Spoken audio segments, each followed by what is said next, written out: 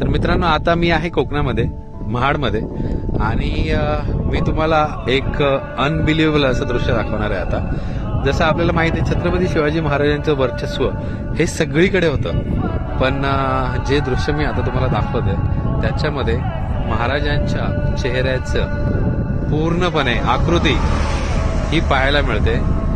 जी समोर पर्वतरांग आहे तिकडे बघा, महाराजांची जिरेटोप, त्याच्यानंतर डोळे, नाक, होठ आणि दाढी, हे सगळं बघा किती हुबेहूब पाहायला मिळते. तुमच्यापैकी किती जणांनी तिकडे येऊन हा अनुभव घेतलाय हे नक्की मला कॉमेंट सेक्शन मध्ये सांगा. पण खरंच अंगावर काटे आणणारं दृश्य हे आज मी अनुभव करतोय इथे.